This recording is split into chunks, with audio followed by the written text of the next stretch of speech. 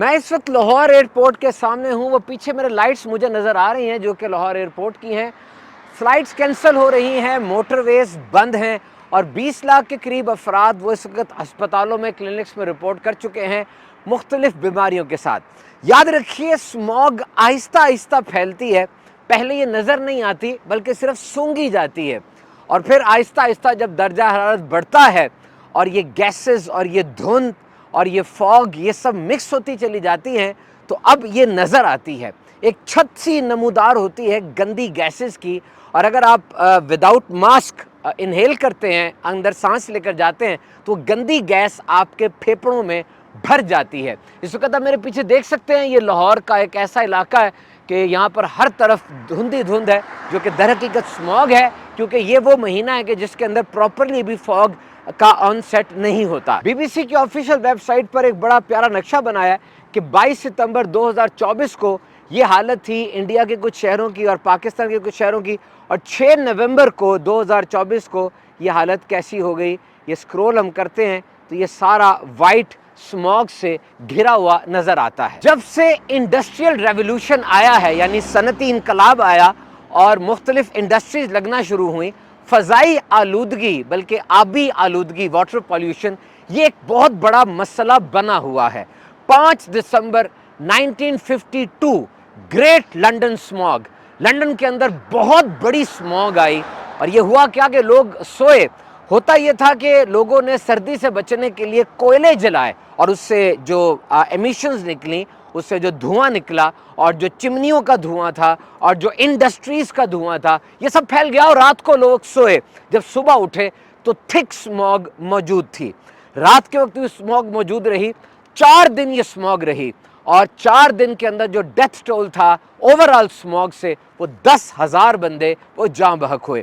لوگوں کو اپنے پاؤں بھی نظر نہیں آتے تھے, تہخانوں میں اور گھروں کے اندر اسموگ گھس چکی تھی. اور پھر 1956 میں لنڈن کے اندر کلین ایئر ایکٹ آیا, جس کے تحت انہوں نے لانگ ٹرم پلاننگز کی, اور اب وہ ملک اور وہ جگہ وہاں پر اسموگ بہت کم ہوتی ہے. پنجاب اربن یونٹ کی ایک تازہ ترین تحقیق کے مطابق اسموگ میں بہت بڑا کردار وہ دھواں چھوڑنے والی گاڑیوں, موٹر سائیکلز وغیرہ کا ہے, اور اس کے علاوہ جو فضلہ جلایا جاتا ہے, کراپس کا ریزیڈیو جلایا جاتا ہے, اس کا بھی ایک بہت بڑا پرپورشن ہے. لیکن دھواں چھوڑنے والی جو گاڑیاں ہیں ان کا پرپورشن مور دین 70% ریکارڈ کیا گیا ہے. اس کے علاوہ جو سرگرمیاں ہیں, کمرشل سرگرمیاں, وہ صرف 0.14 ہیں. گھر کے اندر جو سرگرمیاں ہوتی ہیں ان کا پرپورشن بھی بہت کم, یعنی 0.11% کے قریب ہے. تو پاکستان کے اندر تقریباً جو گاڑیاں ہیں 2022 کے ایک سینسس کے مطابق, 2022 کے مطابق تقریباً 70 لاکھ گاڑیاں وہ اس وقت موجود ہیں جو کہ سڑکوں پہ چل رہی ہیں, اور سن 2022 میں یہ گاڑیاں تقریباً 66 لاکھ تھیں. یعنی اس کی پرپورشن بڑھتی چلی جا رہی ہے. اور ہم اپنا حال دیکھیں, ہم سب کو الزام دیتے ہیں, جبکہ ہمیں یہ دیکھنا چاہیے کہ اس پوری صورتحال میں میرا کیا کردار ہے. اب میں نے اگر گلی کے نکڑ سے ایک ماچس کی تیلی لینے بھی جانا ہے تو بائک سٹارٹ کروں گا اور میں جاؤں گا. ہم یہ سمجھتے ہیں کہ جب تک دھواں نظر نہیں آئے گا دھواں نکل نہیں رہا. ایسی بات نہیں ہے. جب آپ نے کک مار دی اور اگنیشن سے چابی سٹارٹ کر دی, ایمیشنز یعنی دھواں نکلنا شروع ہو گیا, آلودگی میں حصہ ڈلنا شروع ہو گیا. اسی لیے یہ لاک ڈاؤن وغیرہ کیے جاتے ہیں تاکہ گاڑیاں کم سے کم وہ سڑکوں پر آئیں اور یہ صورتحال قابو میں لائی جا سکے. ایک بڑی اچھی سٹیٹمنٹ وہ لاہور ہائی کورٹ کے سامنے رکھی گئی کہ اسموگ کی وجہ کیا ہے. اسموگ کی وجہ بتائی گئی ٹرانسپورٹ, ایگریکلچر اور ہیبٹس اور بیہیویئرز اینڈ اور action as a nation towards this problem. یعنی اسموگ کی سب سے بڑی وجہ یہ ٹرانسپورٹ ہے. ایگریکلچر میں جو آپ کو بتایا کہ ایگریکلچر کے بعد وہ جلایا جاتا ہے فصلوں کو دوبارہ زمین تیار کرنے کے لیے. ہمارا بیہیویئر, ہمارا ایکشن کہ ہم اپنی قوم کو جو یہ بہت بڑی ایک آفت آئی اس سے کیسے نپٹ سکتے ہیں, ہمارا ایکشن یہ بتائے گا. تو دوبارہ یہ بات عرض کروں گا کہ ہمیں اپنے آپ کو دیکھنا ہے. پنجاب کے بہت سے اضلاع کے اندر اس وقت شدید اسموگ موجود ہے, لیکن لاہور اور ملتان کے اندر حالات بہت خراب ہیں. یہ جو انڈیکس 50 سے نیچے ہونا چاہیے, یا چلے 300 تک بھی ہو جائے تو ایک گزارا ہو جاتا ہے, یہ 2000 کا مارک کراس کر رہا ہے. اور ایسی حالت کے اندر وہ جو ایکشنز لیے جا رہے ہیں ہمیں انہیں اوبے کرنا چاہیے. یہ مت کہیں کہ فلاں کرے گا, وہ اوپر بیٹھا وہ نیچے بیٹھا. نہیں, ہر ایک کا اپنا ایک رول ہے. جس طرح بہت سے کام ابھی کیے جا رہے ہیں ریسٹورنٹس کے اوپر اور لاک ڈاؤنز کیے جا رہے ہیں, یہ سب وہ اقدامات ہیں جو اس چیز کو کم کریں گے. ان پر عمل کون کرے گا؟ میں اور آپ, ہم سب, ہمیں ہی عمل کرنا ہوگا. اور آج جس وقت میں یہ ریکارڈ کروا رہا ہوں پتہ چلا ہے کہ کلاؤڈ سیڈنگ کے ذریعے جہلم گوجر خان کے علاقے میں کامیاب مصنوعی بارش برسائی گئی. بارش کا برس جانا اور تیز ہواؤں کا چلنا یہ اسموگ کو ختم کرنے میں بہت مفید و معاون ہے. اور یہ کئی شہروں کے اندر اور بھی ہو سکتا ہے, لیکن اس سے کچھ حالات چاہیے ہوتے ہیں, وہ حالات ہوں گے تو اس طرف بڑھا جائے گا. تو question is, are we sleepwalking our way through another international catastrophe؟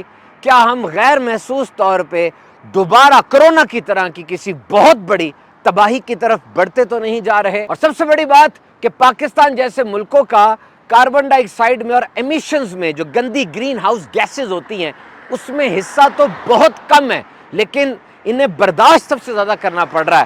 جو آلودگی کے مضر اور گندے اثرات ہیں, پاکستان اس سے متاثر ہونے والے ملکوں میں 7ویں نمبر پر ہے. اور آج صبح میں نے ایک انتہائی دل دہلا دینے والی خبر وہ اخبار میں پڑھی کہ ہندو کش ہمالیہ کے جو پہاڑ ہیں جہاں پر برف جمی رہتی ہے, اگر یہی حالات رہے, یہ درجہ حرارت بڑھتا رہا جو کہ سن 2100 میں 2.3 ڈگری سینٹی گریڈ بڑھ سکتا ہے, تو 60% یہ ہمالیان گلیشیئرز یہ پگھل جائیں گے.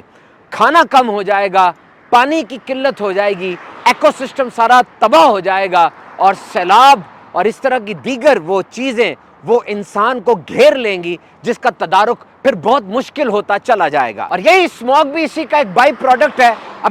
ابھی آج کی خبر کے مطابق 20 لاکھ لوگوں نے وہ ہیلتھ فیسلٹیز کا رخ کیا, کلینک اور ہاسپٹلز میں گئے. کیا کیا بیماریاں تھی؟ ریسپیریٹری النس تھی, یعنی انہیں چیسٹ انفیکشن تھا, فرنجائٹس تھا, اوپر والے حصے کا انفیکشن ہوا, اور اس کے علاوہ بخار تھا یا نزلہ زکام فلو تھا, جو کہ در حقیقت اسموگ کی وجہ سے ہی بیماریاں ہیں. اور یہ نمبر یاد رکھیے گا وہ ہے جو کہ آ کے رپورٹ کر کے گیا.